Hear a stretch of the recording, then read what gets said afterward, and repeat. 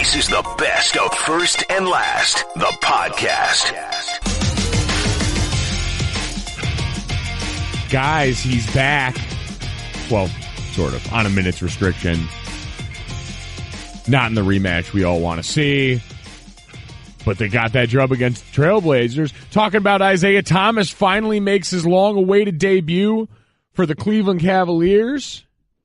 And, well, it was everything he needed it to be. I don't know if it was everything we wanted it to be, but for a guy who had suffered what he had called in his sort of New Year's retrospective, everyone takes their look back, encapsulating the year that was, and Isaiah Thomas called 2017 in his own post both the best year and the worst year of his life.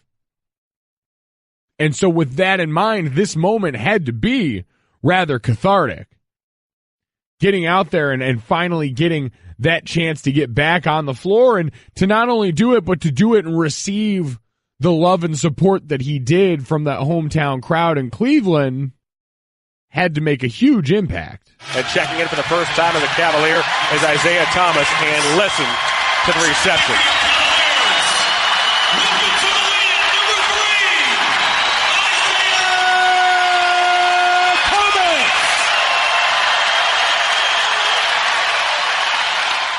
Now, Isaiah Thomas, by the way, that call courtesy of WTAM 1100. Isaiah Thomas will factor much more prominently into his team's role, into his team's outcomes going forward. He's expected to play a big part in this team's playoff run. Was brought on to help this Cavs team try and find that ceiling near Golden State. But for Isaiah Thomas personally, and that reaction, and the reaction, I'm sure, personally for Isaiah Thomas reminded me a lot of what we got to see recently with Teddy Bridgewater in Minnesota, who got to see some mop-up time at the end of a game that was out of reach after coming back from over a year removed from that horrific non-contact knee injury. And so for Isaiah Thomas, a guy who bulldogged his way through a playoff series with this injury, saying if he knew what he knew now, that it was going to sideline him and affect him this much, he never would have played. And that takes a lot to admit for a guy as competitive as Isaiah, for any competitor at this level, to admit, no, we always hear guys say, I wouldn't change a thing. I would go back and I would do it the exact same way I did. And Isaiah is saying, hell no, I wouldn't do that. That's insane.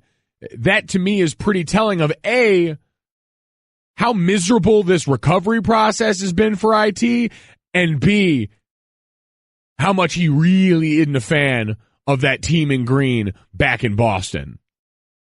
To say, no, I wasn't going to give you my hip knowing how you were going to dog me out on the back end.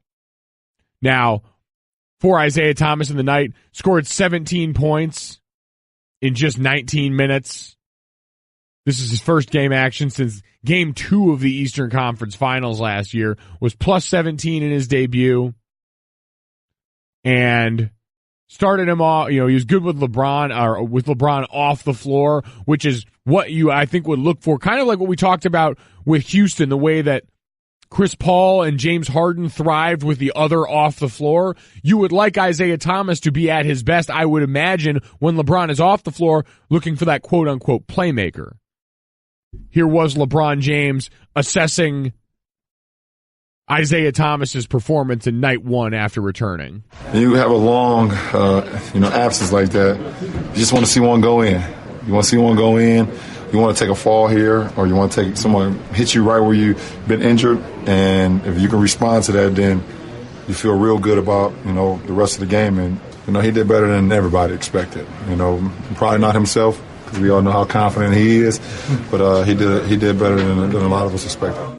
First and Last with Mike Golic Jr. here on ESPN Radio and the ESPN app. And I think in this game, I think it was Dave McMenamin on SportsCenter talking about what the moment was that stood out for LeBron James. And he cited a time, because this game, while the final score ended up being pretty disparate, was close during the third quarter in the second half. And there was a point where the Cavs were up 2 and Isaiah Thomas made a contested jumper in the lane to put them up 4 in a pivotal moment of that time period. And LeBron pointed to what a clutch moment that was to be able to do that coming back. I mean, for Isaiah Thomas himself, I think there was just that feeling of getting back. We always hear quarterbacks say they feel better once they take that first hit. You could say the same for Isaiah Thomas, who spoke after the game last night, encapsulating the whole performance and what it meant to be back. IT, for someone who says they felt like they lost their powers, I would beg to differ, but I'll let you be the judge of that. From the time you checked in to the time you checked out, how'd you feel? I felt good. I mean, it felt like I was a rookie all over again. I haven't played in so long, but, I mean, my teammates give me the utmost confidence. They want me to be who I am. They want me to be aggressive and score and make plays. So the easy thing is going out there and doing it. So I'm just glad my shot was falling and I'm able to play the game of basketball again. I'm so happy about that. Of course, this whole journey for you in process has been a mental one. But when you're now out on the floor, how much were you thinking about the hits? And when you did get hit, how do you feel you responded? Probably at the beginning, I was thinking about if I moved too fast. But once I hit the ground that first time, I think that was the second possession. I popped back up and I'm like, okay, welcome back. It's back to normal. It's back to normal now. So I'm just happy to be out here. I see, as you continue to find that rhythm, what's the key for you and this team to do it together as one? Just keep building. I mean, offensively and defensively, keep building. This is an unselfish group, so it's going to be easy on the offensive end, but the biggest thing is getting stops defensively. If we do that, we're a hard team to beat. One final point. You gave so much love to the fans in the city of Cleveland for welcoming you before you even put a uniform on. What was it like then, the ovation at the end? It was like I've been here for 5 or 6 years. It was amazing, man. It was almost emotional just to check in and them to give me a standing ovation like that. It says a lot about this fan base, and I've heard so much about it. Me being in a Blazer on the bench for the first 36 games and seeing it, but being out there and experiencing it was everything to me. IT, welcome back. Thank you. First and last, I'm Mike Golic Jr. here on ESPN Radio. That sound courtesy of Fox Sports Ohio. And he talked about taking that first hit and breaking through that mental barrier, and everything becomes easier after that once you go, okay, this is like I was before. And that's the most difficult mental space to get back to coming off of injury is my body can take this again. I heard they gave the game ball after to the head trainer there in Cleveland because that's an integral part of that as well. You're basically playing both trainer and psychologist trying to make sure he can overcome and clear these hurdles to get back to that place where he once was. Now, the real question becomes, as everyone looks at this, is trying to figure out what the Cavs' ceiling is now with Isaiah Thomas. And the one thing I can tell you is I don't know if this makes them better than Golden State because that's the only bar anyone cares about clearing. Attrition on both sides is going to be the most important factor. If both sides are at their full strength and healthy, no one is beating Golden State. That being said, it's a long season, and we understand there's a ton of those variables. What I can tell you without a shadow of a doubt, because people are going to freak out about Isaiah Thomas not playing. The Cavs are in a back-to-back. They decided to have IT start this game at home instead of going on the road, making an appearance. They want to limit action. They're still trying to keep him on a minutes restriction, and part of that is not starting him when they go on the road to play the Boston Celtics, his former team, where people are going to feel some type of way about this, think it's a cop-out, think it's him trying to avoid this situation. Isaiah Thomas said he didn't want the video tribute this time, in large part because he wanted it to be when he was starting, when his family could be there, all these different things surrounding it that you understand. But what I can tell you without a shadow of a doubt is that when it comes to the playoffs is when the only time when this matters, and we remember how the series went for the Cavaliers and the Celtics last year, it's going to be that and then some this season. I can't tell you much, but I can tell you one thing. The Cavs are going to pump the Boston Celtics when it comes to the playoffs. Because you've got a better team. I think top to bottom, this is still a better team than the Boston Celtics. And a lot of that's going to have to do with Gordon Hayward and the failed plans there because of injury. But we understand Jason Tatum, Jaylen Brown are turning into incredible ball players for that team in addition to Kyrie Irving. But that Celtics team is not what that initial wave of wins tried to sell us. But you've got a guy in LeBron James who, whether he says it or not, is going to have some unfinished business with Kyrie Irving built up from the way this offseason went down. And then you've got Isaiah Thomas, who may have more hate in his heart for the way things went down than anyone else in this process. And you put that all together in a stage where they're going to have a chance to send a message, and it is going to be loud and clear. So I look forward to that day coming when we see all of these guys at full strength and all of the emotion able to come back out. Not of, I'm happy to be back on the court. It's, I'm going to make you regret everything you did to me. And that's what people are missing tonight when they go and play the Boston Celtics. That's what people were looking for, and that's what they're just going to have to wait a little bit down the road to see. First and last, the podcast. Last night, the Pro Football Hall of Fame announced the 15 finalists for this year, including 4 former players in their first year of eligibility. And this is pretty cool because usually, for me, the Hall of Fame voting every year has been learning about a lot of guys that were certainly near the tail end of their eligibility, but seeing more and more in recent years of guys creep in that I really know. And I feel like this year is really the nexus where it's the transition into the guys that were a part of my childhood as a football fan. And so seeing them now all get their day, knowing that this means we're going to get highlights and rehashing of a lot of the great career moments for guys like the first timers like Ray Lewis, Randy Moss, Steve Hutchinson, Brian Urlacher. You've got the other guys. So the other finalists on this, Tony Baselli, Isaac Bruce, Brian Dawkins, Alan Faneca, Joe Jacoby, Edgerrin James, Ty Law, John Lynch, Kevin Mawai, Terrell Owens, and Everson Walls. Listing off that class right now, I legitimately just got chills, especially when you hear, for me selfishly, and I'll start here and work towards the names that you guys are going to care about, because for a young offensive lineman, seeing Steve Hutchinson and Kevin Mawai in there is powerful. Like, Tony Baselli was the first frame of reference player I ever had as a kid, because I remember my parents talking. Tony Baselli was a guy that played when my dad played, and short-lived career because of a lot of injuries, shorter than it should have been. But a monster of a man. And I remember my mom was always actually the one that talked about Tony Baselli. Sorry, Dad.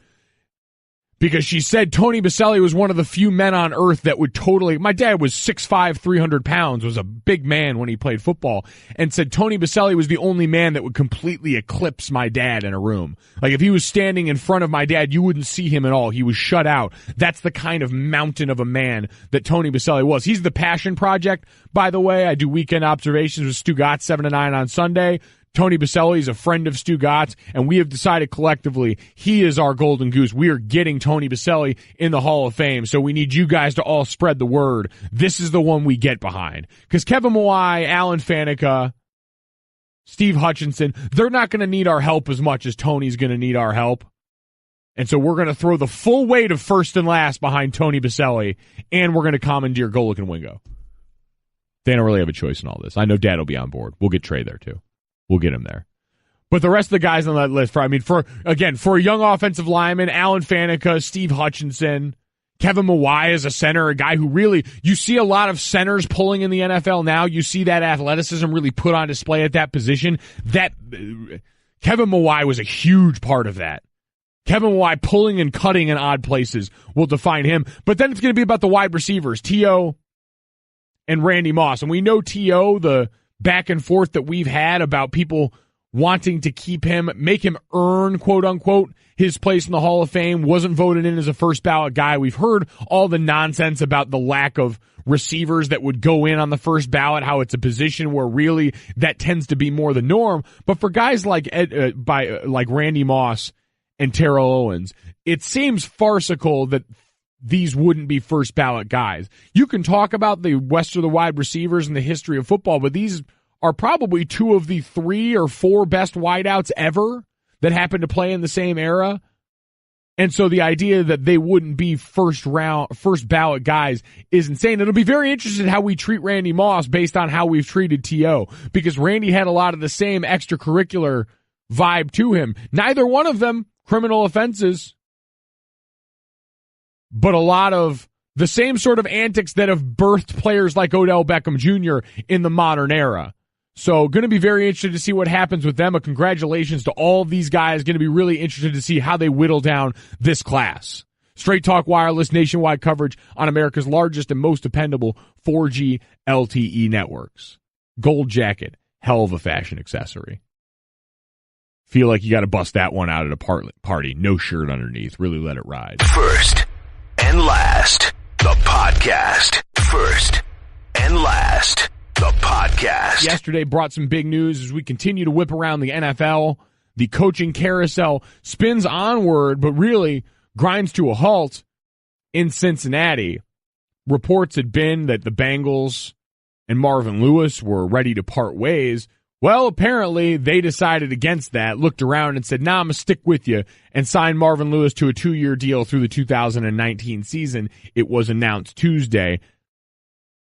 Lewis repeatedly said the talks were all about getting on the same page with Bengals owner Mike Brown, and apparently that meant securing this coaching staff through another 2 seasons. Now, I promised you guys a long time ago that when Stephen A. Smith speaks, I listen, and I tend to give him a space on this show.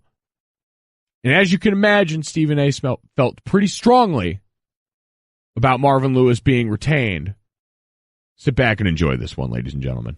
Now, before you go to town, I want to tell you, I played football with a guy named Keith Simons way back when he broke my femur, different story. He played football with Marvin Lewis at Idaho State, and he vouches for the character, the discipline, everything he would do in football. And now you go. My respect to you and your friend, but I don't give a damn. Here's what I give a damn about. The fact is, Marvin Lewis deserves to be fired. Marvin Lewis does not deserve to be a head coach for the Cincinnati Bengals. Anywhere else in the NFL, you wouldn't hear me say a word. But for the city of Cincinnati, it's a disgrace. 15 seasons, this man has been the head coach, not one playoff victory. I'm sorry. You've been to the playoffs 5 straight years before missing the last 2. Your first 8 years in the NFL from 2003 to 2010, you only made the playoffs once, okay? Twice. I apologize. You look at Marvin Lewis's career, 125 regular season games. That is tied with Jim Mora for most regular season games without a postseason victory. And Jim Mora is 0-6. Playoffs? What are you talking about, playoffs? I'm just trying to win a game. Remember that dude? He was 0-6 in the postseason.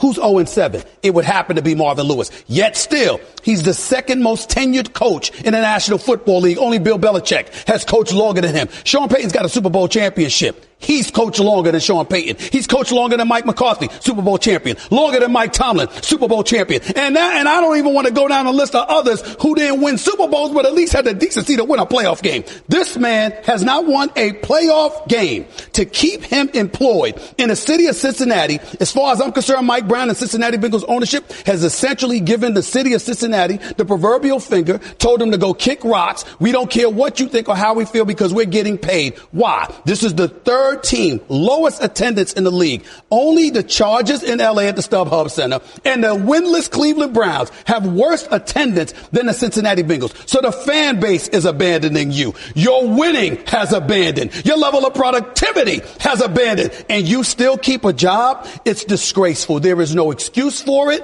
As far as I'm concerned, it's an abomination of the highest order when it comes to coaching, because what you're saying is you don't care about winning, and you're flagrantly letting your audience, your patrons, know it.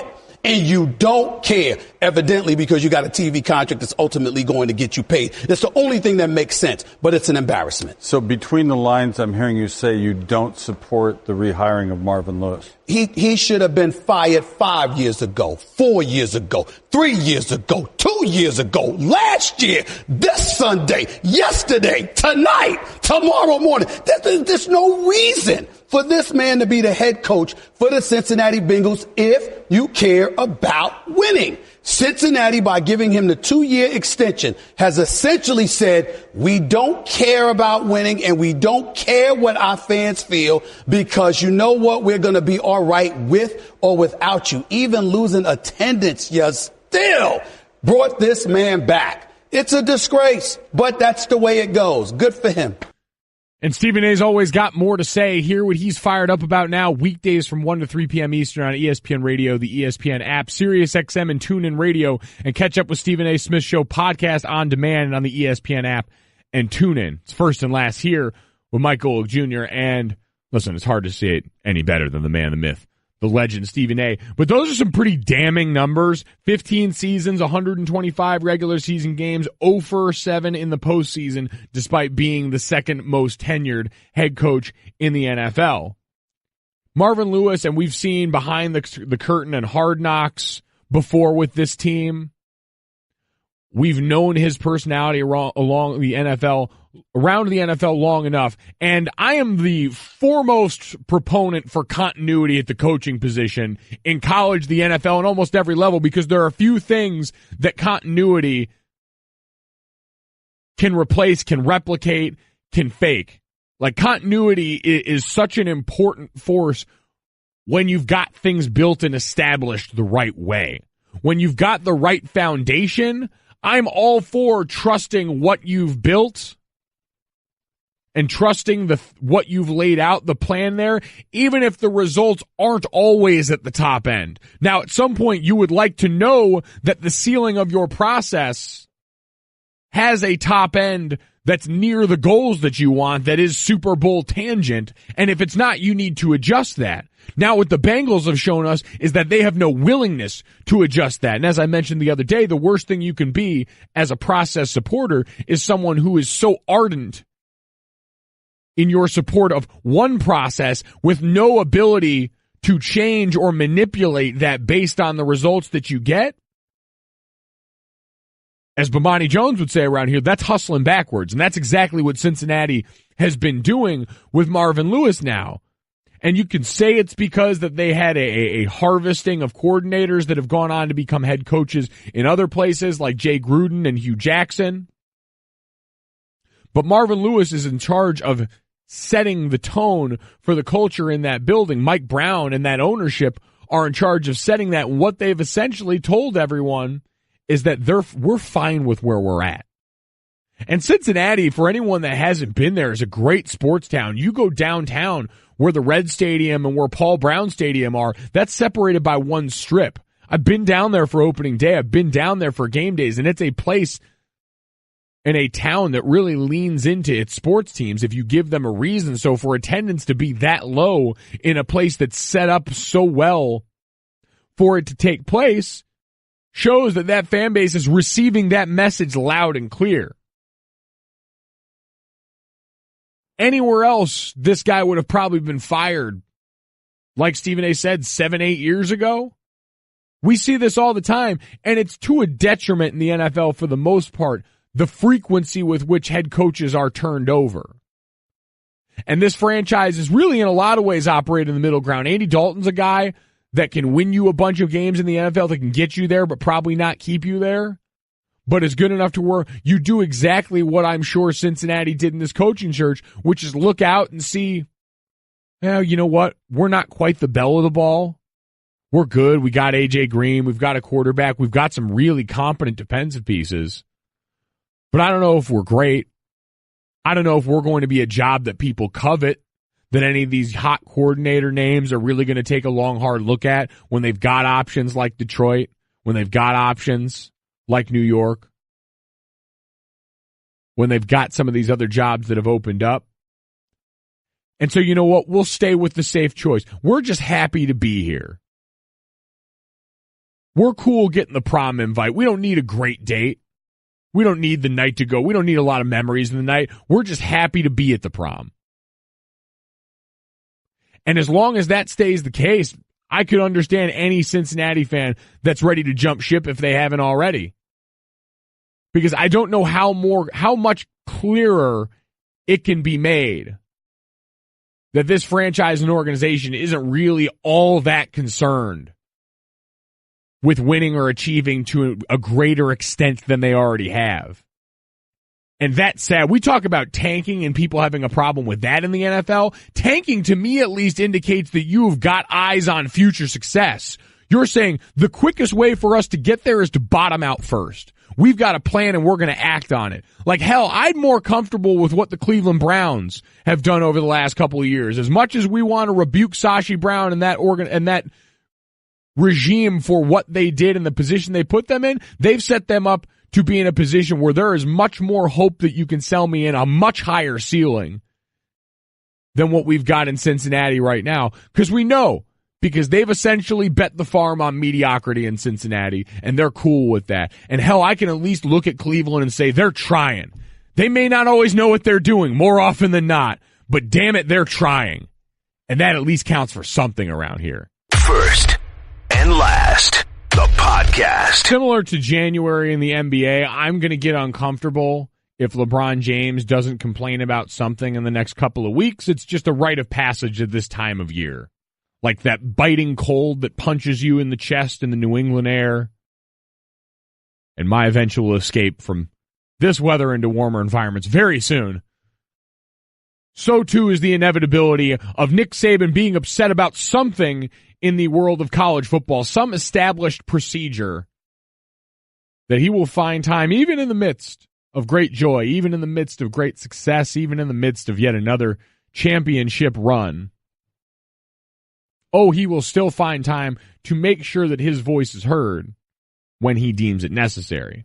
And this took place yesterday, dealing with a process that he knows pretty well. Now, I'll say this because we're going to give Nick Saban a lot of grief for coming out and saying that he thinks the quick turnaround from the college football playoff semifinal to the championship game is too short. Says it's difficult coming off the bowl game with only, air quotes, only 7 days to prepare for the game today. The championship game takes place on Monday,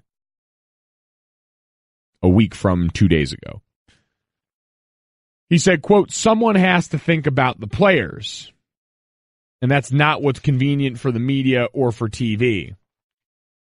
Saban said they didn't get back, or it wasn't until after 1 a.m. that the Bama got to packing up and leaving the All-State Sugar Bowl after they beat Clemson. So they spent the night in New Orleans before returning to Tuscaloosa in the morning. Saban basically advocating for an extra travel day to account for the lost time there. Because as we know, this is the guy that famously gripes about being behind, or did gripe about being behind on recruiting after winning national titles, saying he was upset that he was playing catch up with everyone else in the world of recruiting at that point. So Nick Saban trying to search for that 25th hour in the day constantly is sort of his MO at this point.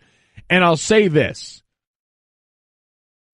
Doing it under the guise of caring about the players. And I don't know Nick Saban well enough to know how genuine that is, but I appreciate the sentiment, even if I know that this is ultimately still probably more about his desire to be as prepared as possible and as healthy as possible, because attrition is something that is the hallmark of the Alabama program. It's going through that regular season and that grind and knowing you're going to have this playoff gap to make things happen. And now for this week, it being as valuable as ever. Their right guard, Lester Cotton, was injured. Anthony Jennings, their linebacker, was getting an MRI when they get back this week.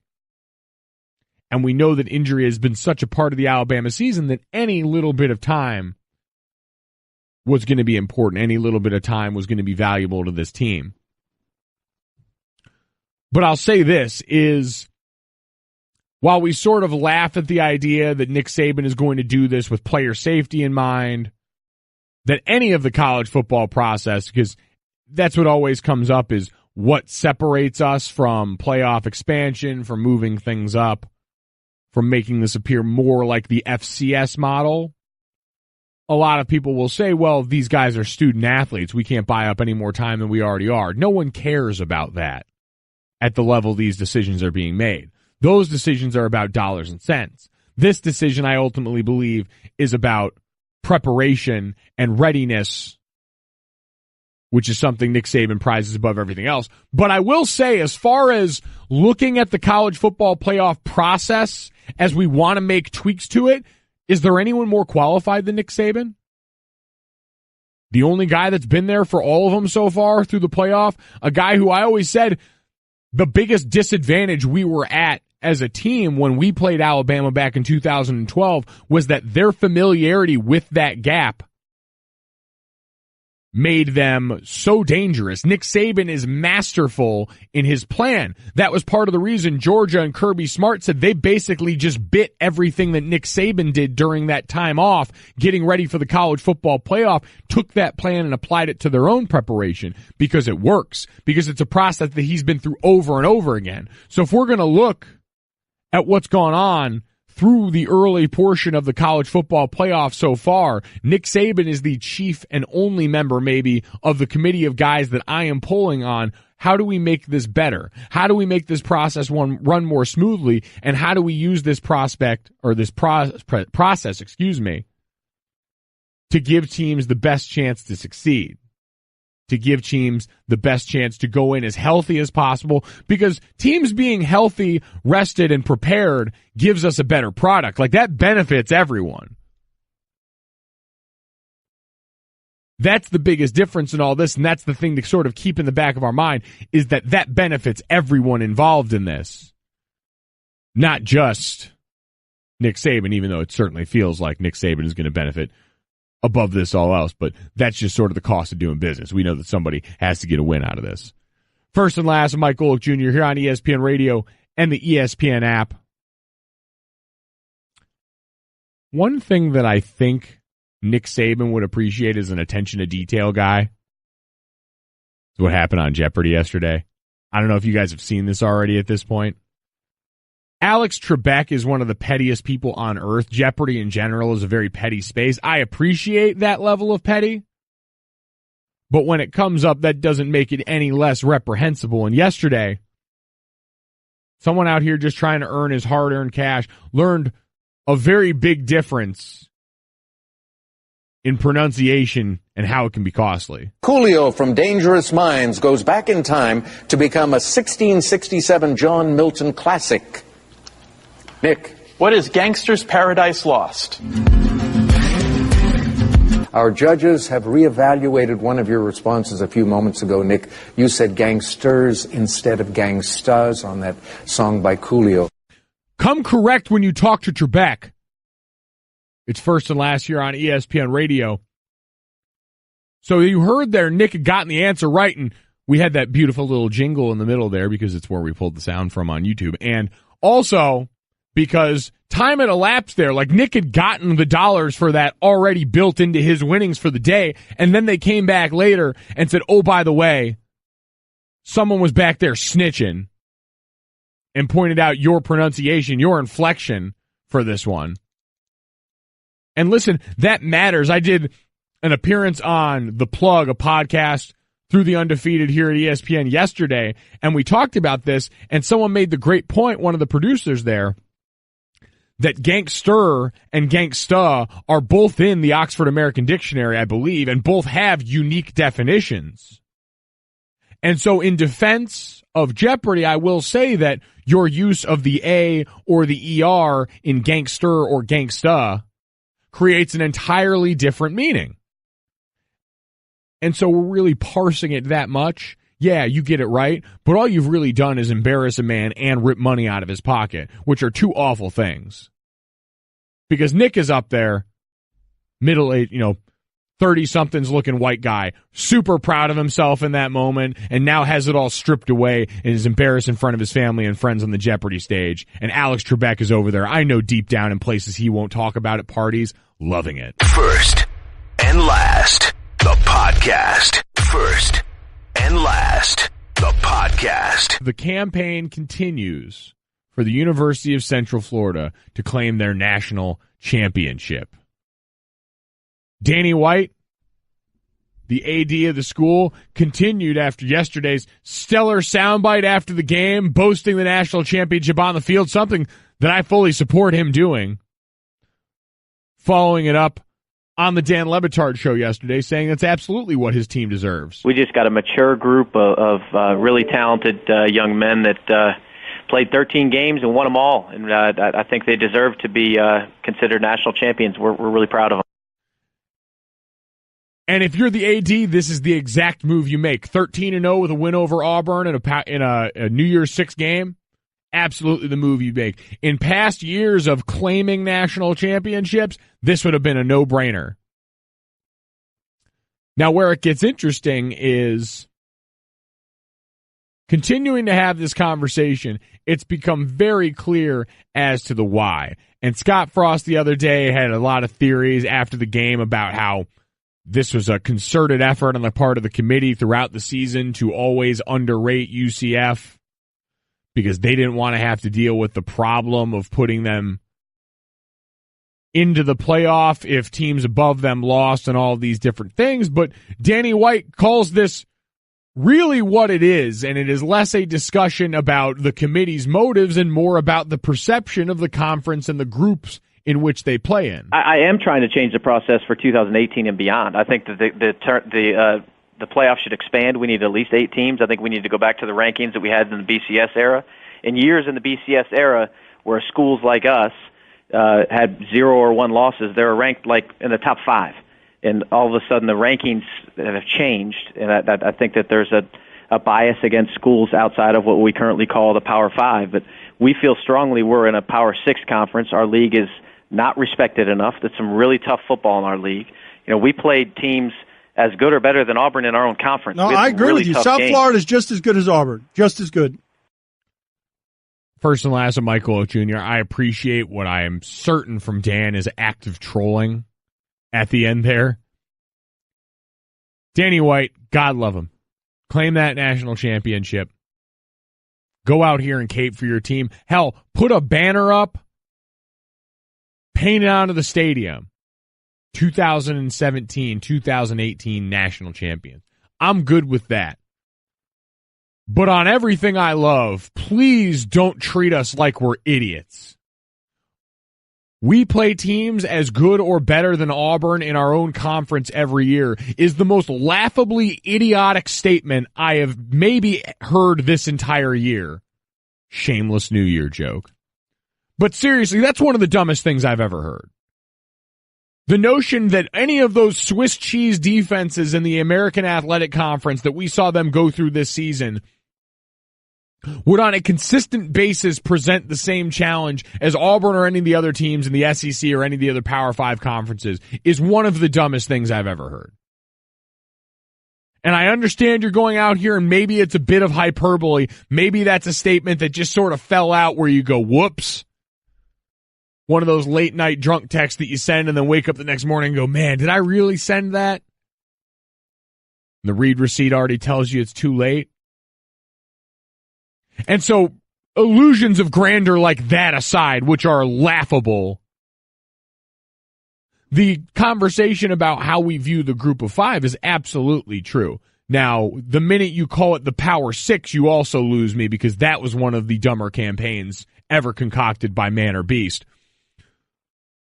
But I understand the frustration of these teams that constantly circle just outside of the orbit. But I also understand exactly why we treat them that way. There's a reason. And when you look, the quality is just not there. For him to bring up the old BCS, listen, we understand that the old BCS died in part because of the All-SEC National Championship rematch that we got back in 2012. But part of the reason was also just what he said there, which is that you would have undefeated teams like UCF who played a comparatively lighter schedule, ranked as high as they were in that point, so high that most of us looked at it and said, nah, that smells funny. We would rather have discerning human beings making these decisions to avoid a situation like this. And I feel like that's still majority opinion, despite how many people seem to have now co-opted UCF's cause as their own.